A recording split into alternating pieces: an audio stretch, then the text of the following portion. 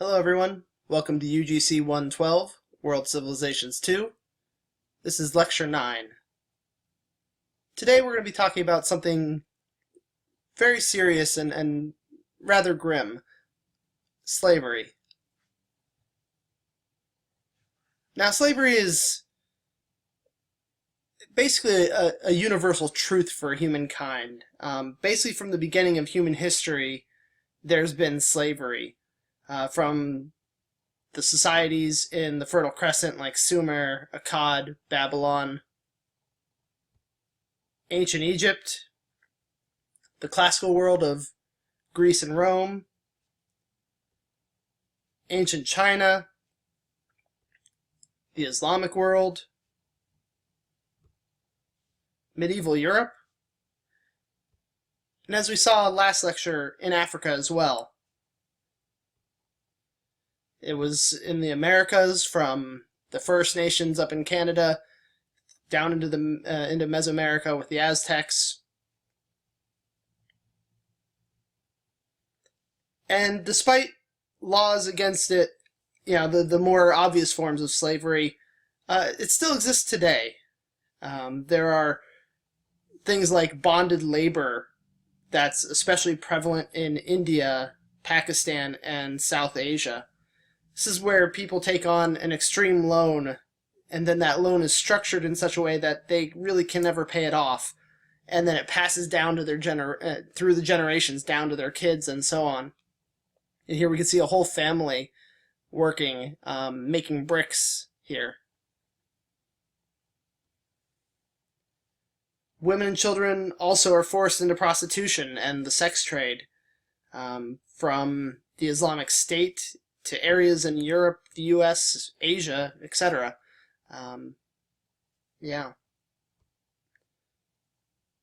Children are also forced to work in mines or out in fields throughout the world, and here we see a child miner in Bolivia.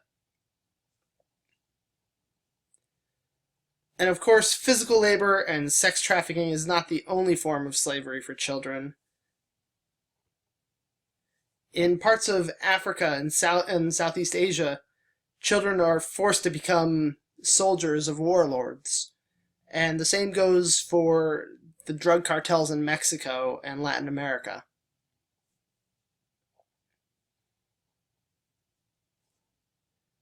Sometimes even migrant workers can fall into a form of slavery, where they have their documents seized and they're forced to work to gain them back.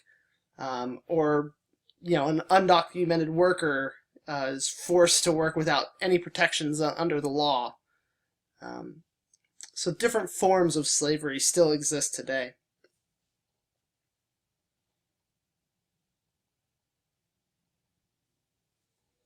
So since slavery develops basically wherever civilization is, it's not surprising then that not all slavery looks the same. For instance, in the Islamic world, the Quran forbids any Muslim from owning another Muslim.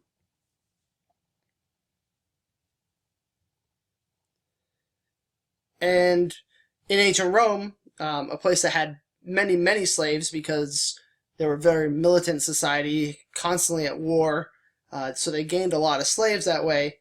They had a variety of jobs there that slaves would work.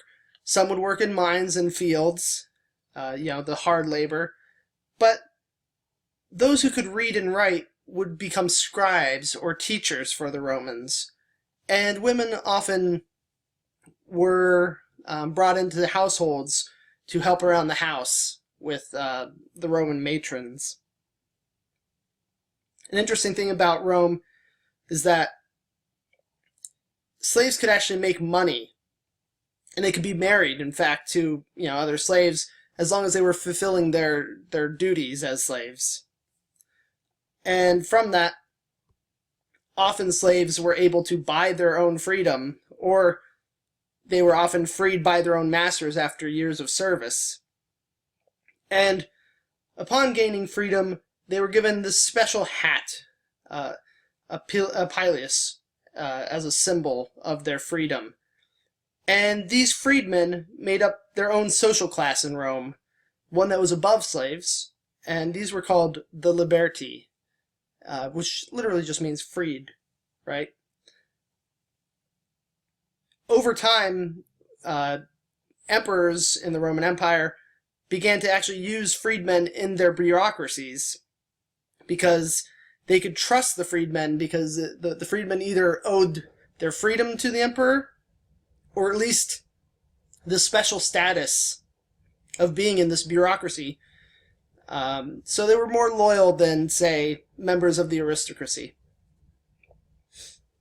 Some freedmen could become incredibly wealthy in Rome, either by help by their ex-master or from their own good business sense. You know, those who may have been keeping books for their master before, then, you know, learns how to do business and goes in after he's been freed and makes a lot of money that way. It's unclear whether liberti instantly became Roman citizens, and, you know, Rome's around for such a long time that their status can change. So it's, if they didn't become citizens themselves, it seems rather certain that their children did. So, you know, even in the times where if you were freed, you did not become a Roman citizen right away, your children would be after you. And here we see a pileus on a Greek-Italian vase here. And sometimes this type of hat was used metaphorically in Roman art. Here we see it on a coin.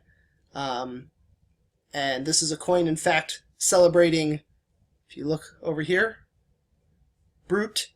This is Brutus, one of the famed assassins of Julius Caesar. And here you can see on the other side the daggers, and there's that hat, symbolically saying that Rome is now freed from, you know, the tyranny of the slavery that was Julius Caesar, and it has the date that the assassination happened, the Ides of March.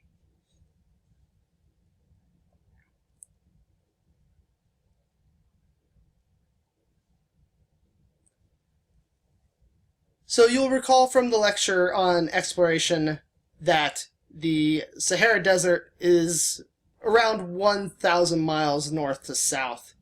And again, just to give you some context in, you know, our world at UB, from Buffalo to Atlanta is around 900 miles. So it's roughly the same distance, if not a little bit longer, right? You also recall the incredible high temperatures that would occur during the day, and that at night it could get below freezing. So these massive temperature swings that could happen there. And then there were the sandstorms. It's a desert, so there's not much water outside of the isolated oases.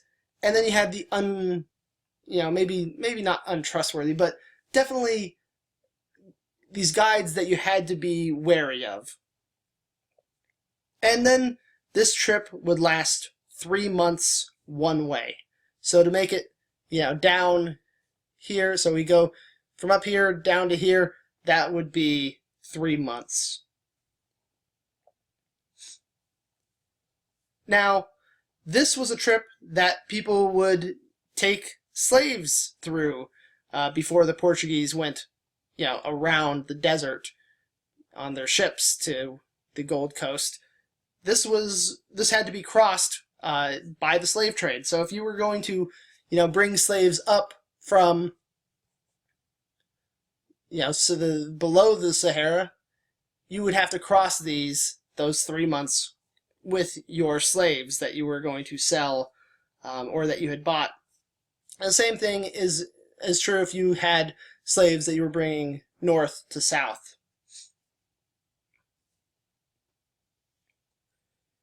So from 650 to 1600, it's been estimated that as many as 5 million black slaves were transported north through these routes, right?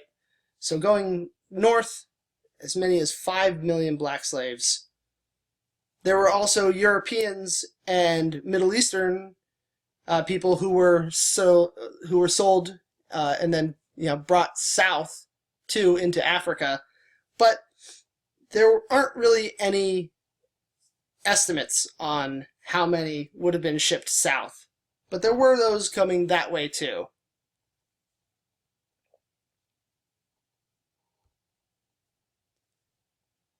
Now, the discovery of the New World really changed the slave trade in West Africa. Remember, we saw it existing beforehand. We just talked about it in the trans-Saharan sense. But you'll recall that Columbus, when he came to the New World, on his second journey, he introduced sugar to the Caribbean. And then others would do so as well, bring sugar in. Sugar was a highly profitable good, but it required a lot of labor to harvest and refine it. Here's a depiction of it. You'll also remember that Columbus thought that the natives would be good servants, right? And that's exactly what Columbus and others will do.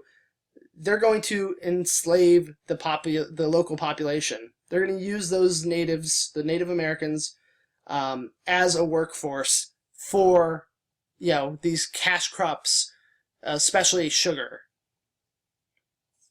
Now, there were some indentured white servants as well, but the main bulk of the force was definitely Native Americans.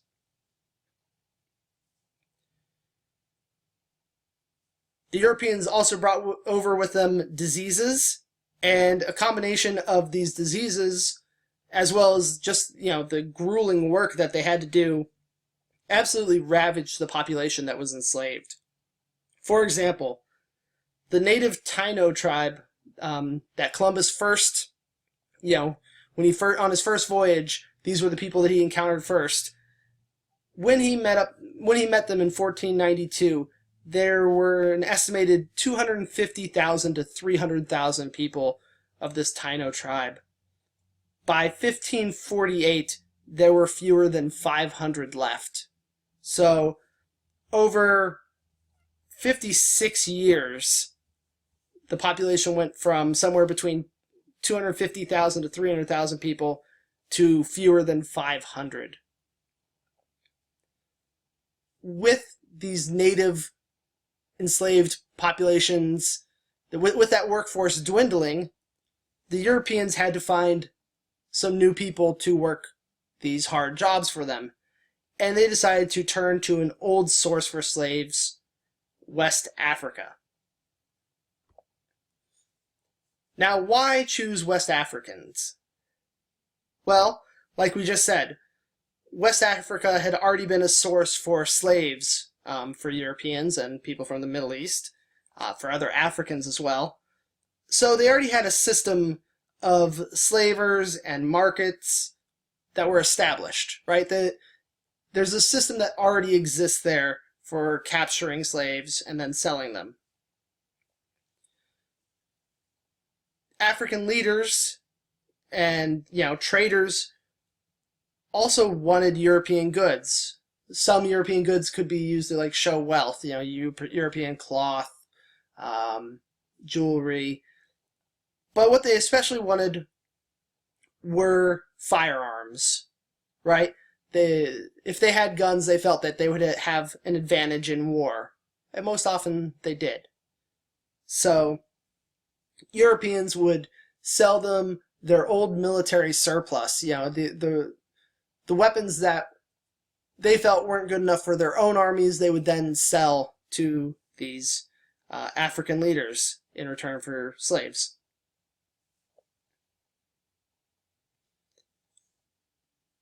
Most Africans were also farmers, if you'll recall. So they had an idea of how to grow crops, right? And that's going to be important for the growing of sugar cane, for the growing of tobacco, and other crops like that. And perhaps most importantly, many Africans had some sort of immunity to European diseases. Smallpox was the big one that hit the native populations, and many Africans had some immunity to smallpox and other European diseases. So the Europeans then hoped that with these immunities, the Africans who they were going to bring in would be a more resilient workforce for them. One that, could stay healthy enough so that they could extract as much as they possibly could from their colonies. And that's really what these colonies begin to do. They want to extract as much as they can from the New World, and in order to do that, they need workers, right? So the demand went up for slaves. And from this new demand, this increased demand for slaves, we see the development of a triangular trade system. So Europeans would get slaves from Africa, right?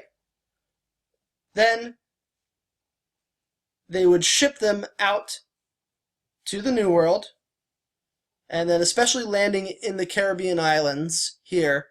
Havana was a major landing spot where you would drop off slaves, and then they would kind of be sent to the rest of the New World from there, at least for the Spanish.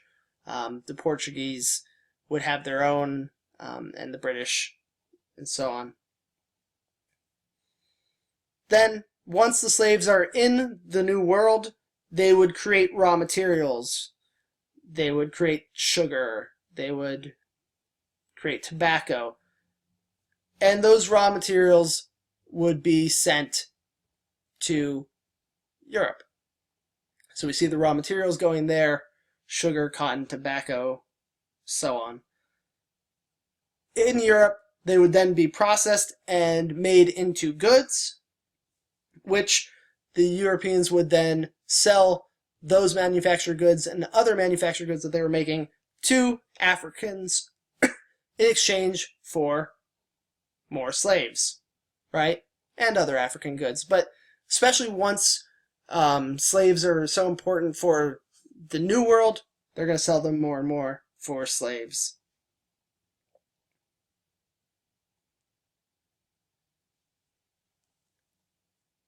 So from 1500 to 1850, because there was such a need for slaves, the people die from the hard work that they're doing, and they keep wanting more and more materials. So from that time period, it is estimated that as many as 10 million people were shipped across the Middle Passage. And the Middle Passage is just what we call the lower end of this triangle here. So this would be the Middle Passage here. As many as 10 million people shipped from 1500 to 1850. Think about that for a moment. When we talked about the Trans-Saharan trade from 650 to 1600, we said about 5 million. This is twice that number in only 350 years. It's a massive amount of people being sent on long voyages to a whole completely new world to them. So let's take a look at how slaves got to the New World. Step one starts with, an African king or slave trader who wanted European goods. And again, they especially wanted firearms, right? To give them, if they were a king, to give them a military advantage over the other tribes around them. If they were a slave trader, it would make it easier to protect the people that you have enslaved. It would make it easier to enslave them too. And we can actually see in this picture here, we have some African slave traders with guns there. So they have those desires. Step two then, they would go and enslave some people. Now, we talked about this just slightly last lecture, where you get slaves, right? You can get them in war from capturing from conquered people. You can kidnap them from other peoples, just kind of sneak up on them, trap them, pull them away. Or in some cases, what some kings would do is they would take them from their own people. They would sell some of their own people into slavery in return for these European goods, again, especially firearms.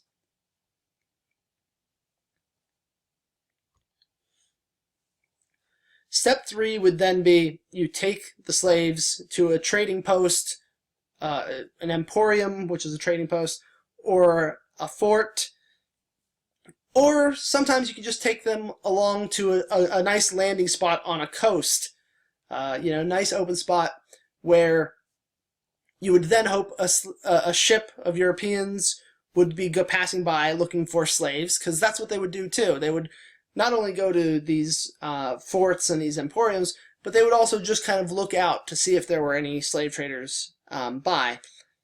So the slave traders take these slaves to the coast or to these forts and emporium, and then there those slaves would be sold to Europeans, right?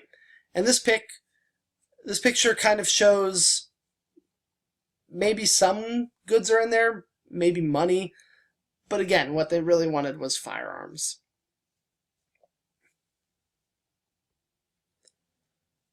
Once the Europeans, bought the slaves, the Europeans would then intentionally mix up the slaves among the different tribes, right? And this was so that the slaves would not be able to understand each other, so that they would speak different languages, not understand each other, because at all times on these ships there were many, many more slaves than there were Europeans. So there was always a threat that these slaves could, kind of revolt against them and bring violence to them. And that's even with them being chained up and whatnot, just because of the sheer mass number of them compared to the Europeans.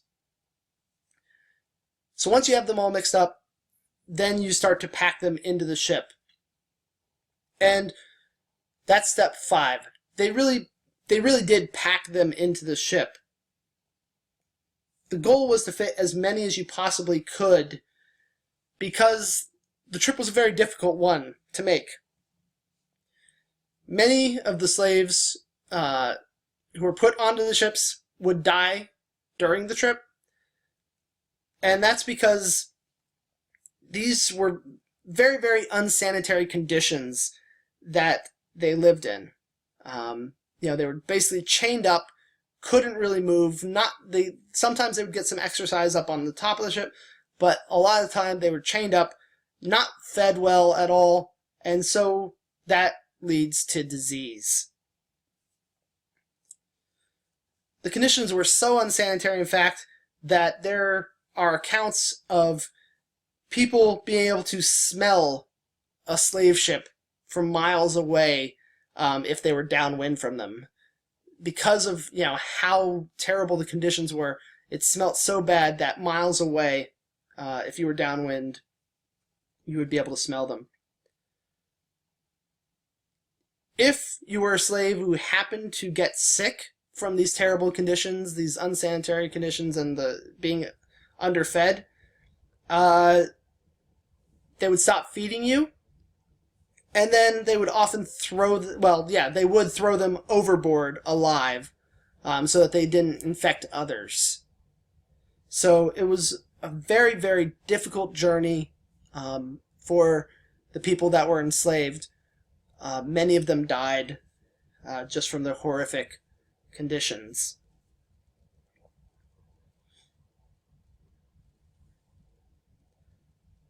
So now we're going to watch a clip from the Steven Spielberg movie Amistad.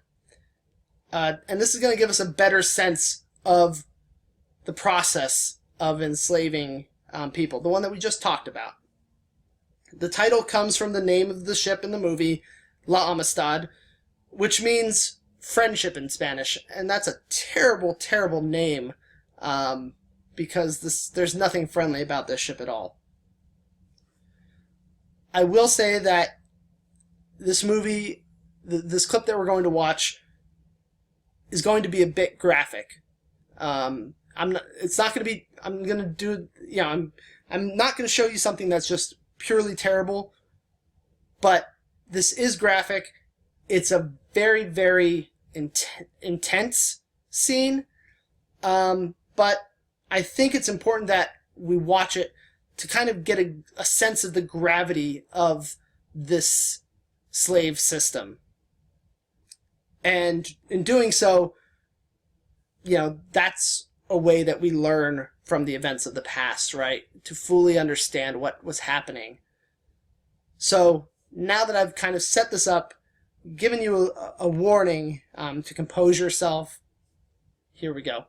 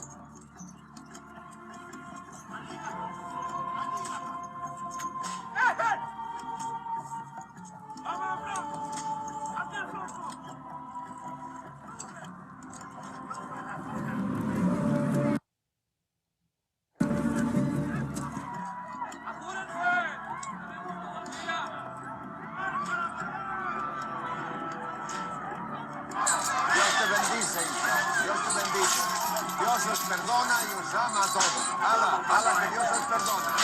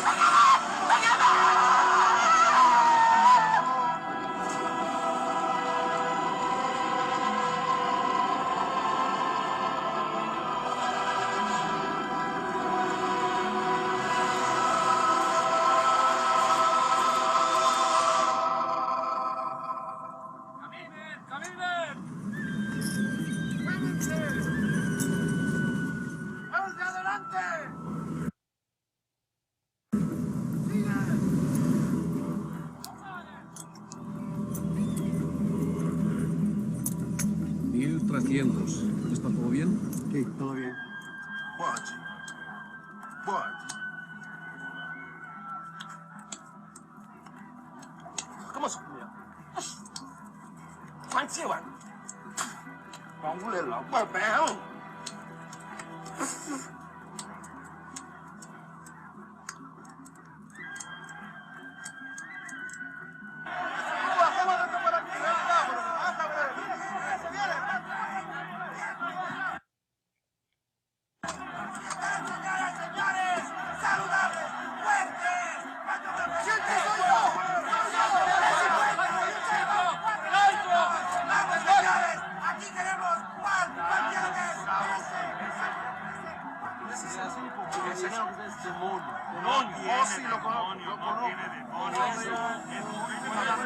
Tenemos poco tiempo. Negro o jirafa.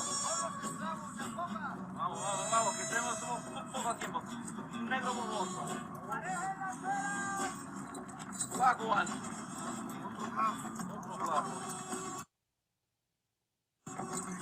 Siguen abajo. Negro Bernardo. Bernardo. Abajo, todos abajo.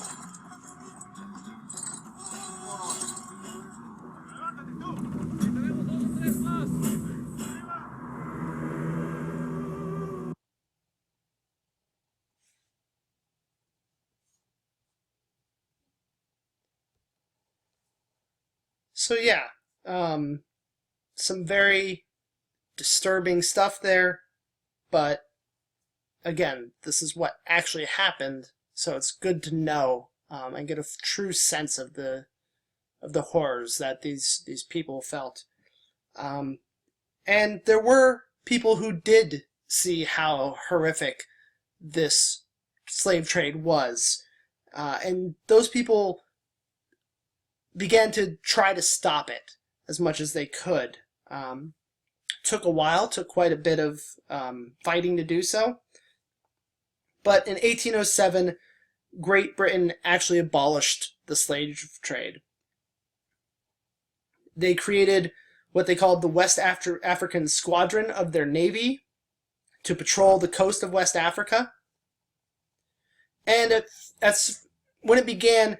It was a very, very small force because they were, at the time, fighting a war against Napoleon.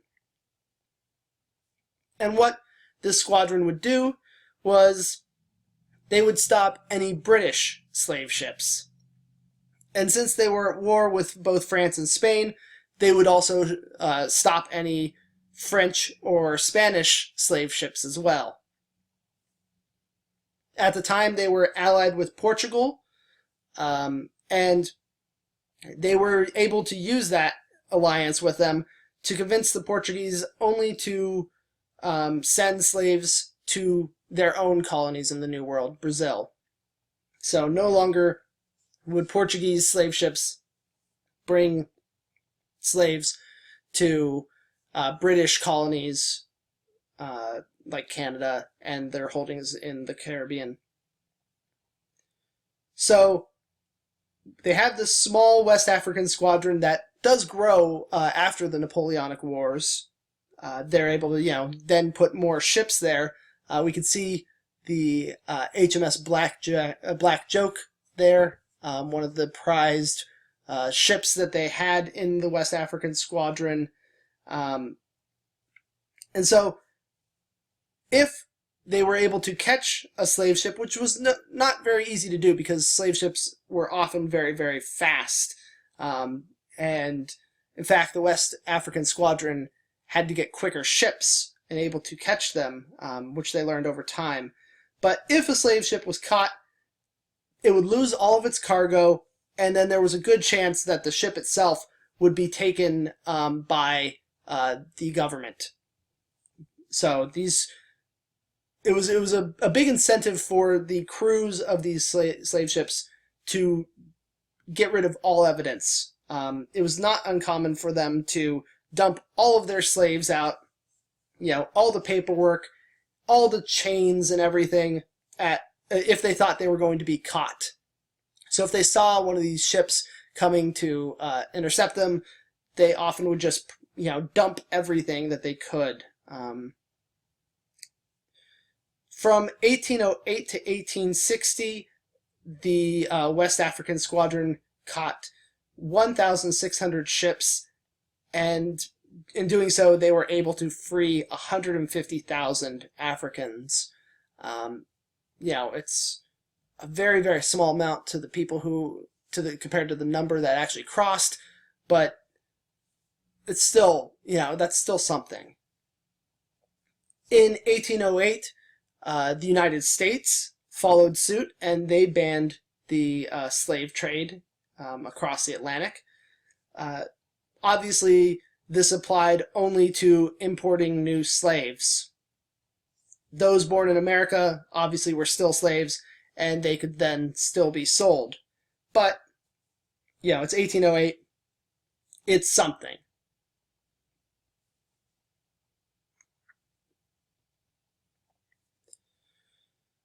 So what are the effects of the transatlantic slave trade? Well, in the New World, we see a very small number of white farmers make just huge profits off of this, as well as white slave traders, right? The people who are buying them and then selling them to farmers. So a small number of people made huge profits. There were also major slave revolts throughout the New World, some being as big as the one in Haiti, where the slaves actually were able to overthrow and completely kick out the French from their island and become their own nation. In the U.S., in the South, there was approximately a third of the population was made up of slaves. And because of this, tensions grew between the South and the North, and of course, we eventually get the Civil War. Now, in Africa, what we see is, well, obviously a lot of depopulation, right? You can't send that many people out of an area without major depopulation. And that type of depopulation could lead to famine and starvation. When you don't have as many people working on farms, it puts stress on the people who still are working on them, and it leaves them susceptible to, a drought or whatnot. So, starvation and famine as a result of this depopulation. There was also a lot of political destabilization in the areas. Because of those firearms that they all wanted. Wars became, bloodier and bloodier. And, whoever got the newest guns would, start to get an upper hand until the next one got some new arms. And it just created a completely destabilized area politically. And then also European governments would, over time, kind of interfere with the existing politics. And we kind of talked about that last time, and we'll definitely talk about it a little bit later in this semester. We also see a decrease in the African production of goods. Just like we saw, there were less farmers, there's also less people to make goods, so this leads to an over-reliance on European goods. They already really wanted them, and because they want those European goods so badly, there's a dip in the production of African-made products. And this over-reliance, practical dependence on European goods and upon the slave trade, right, that to get those European goods, once slavery was fully banned in the New World, which is roughly around 1890, so it took a while, but once it was completely banned in the New World, the economy of Western Africa just collapses because it had become a one-good economy, right? Slaves were what propelled that economy. And so once you take them out of the equation, what do you have left? So some very, very lasting impacts due to the transatlantic slave trade. So with that, we'll end here. This is Greg signing off.